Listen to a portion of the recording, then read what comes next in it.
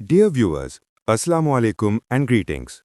Winters are just around the corner in Pakistan, but this year the season brings more worries than joy. With rising food prices, soaring gas costs, and the overall burden of living expenses, it has become extremely difficult for the middle class to survive with dignity. On top of that, the recent floods have already shattered countless lives. And now, weather experts and meteorologists from the World Meteorological Organization, or WMO, are warning that the winters of 2025-2026 could be among the coldest in decades for our region, driven by the return of a climate pattern known as La Niña. We will appreciate if you like, subscribe, comment your thoughts and questions, and share this channel with your friends and families to help us grow and to spread awareness.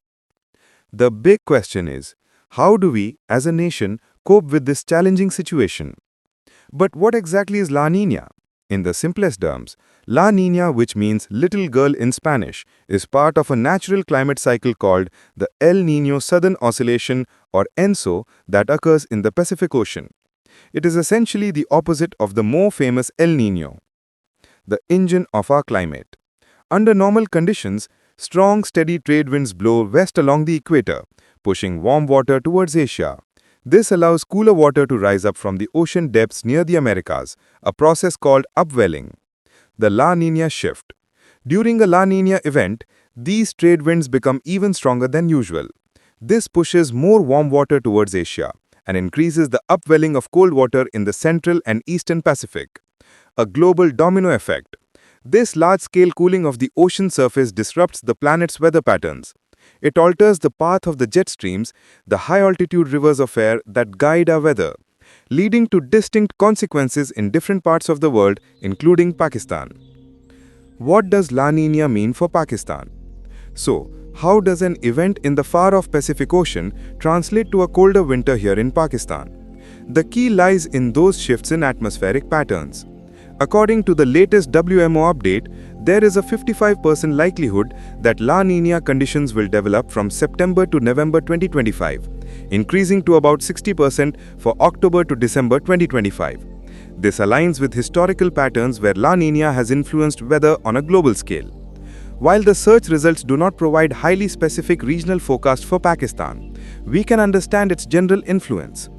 La Niña's cooling of the Pacific Ocean tends to push weather systems in a way that can result in colder than average temperatures in certain regions. For the broader region, it is often associated with heavier rainfall in some areas and droughts in others. The WMO specifically cautions that despite the cooling influence of La Niña, temperatures are still expected to be above average for much of the world due to the overwhelming effect of human-induced climate change. However, the relative cooling effect of La Niña can still make this winter feel exceptionally harsh compared to recent years. Fortifying your home against the cold. With the potential for a severe winter and the high cost of heating, our first line of defense is to prepare our homes. The goal is to keep the cold air out and the warm air in, which also helps save on energy bills. Seal the leaks. Go around your windows and doors and feel for drafts. Use weather stripping or caulking to seal any gaps you find. This is one of the most effective and low-cost ways to improve your home's warmth. Protect your pipes. Frozen water pipes can burst, causing extensive damage and expensive repairs. Insulate pipes, especially those in unheated areas like basements or attics. On especially cold nights, letting a faucet drip slightly can keep water moving and prevent freezing. Safe heating is key. If you are using a gas heater or generator, remember that carbon monoxide poisoning is a silent killer. Never use generators, grills, or camp stoves indoors or even in an enclosed space like a garage. Ensure you have a working carbon monoxide detector with a battery backup. Gather emergency supplies. Prepare a kit in case of power outage. This should include flashlights with extra batteries, a battery-powered or hand crank radio, non-perishable food, and bottled water. Practical precaution 2. Staying safe outdoors and on the move. Venturing outdoors during a severe cold snap requires careful planning to ensure your safety. Dress in layers. Instead of one thick piece of clothing, wear multiple thin layers. Trapped air between the layers provides excellent insulation. Don't forget a warm hat, gloves, a scarf, and sturdy waterproof boots. Travel prepared. If you must travel by car, Ensure your vehicle is ready. Keep your gas tank at least half full to prevent the fuel line from freezing. Your car emergency kit should include jumper cables, an ice scraper, a shovel, sand or cat litter for traction, warm blankets, extra cold weather clothing, and high energy snacks. Avoid overexertion. Shoveling snow or walking through deep snow can put a major strain on your heart. Take frequent breaks and don't overdo it. This is particularly important for older adults and those with existing health conditions. Protecting your health, especially for older adults. A cold winter brings more than just discomfort. It brings health risks, particularly from influenza or the flu. This is a critical area where we can take proactive steps. The critical importance of flu vaccination. The flu is not just a bad cold. It can lead to serious complications like pneumonia. For older adults, the risk is significantly higher. Statistics show that people 65 and older account for 50 to 70% of flu-related hospitalizations and 70 to 85% of flu-related deaths each year.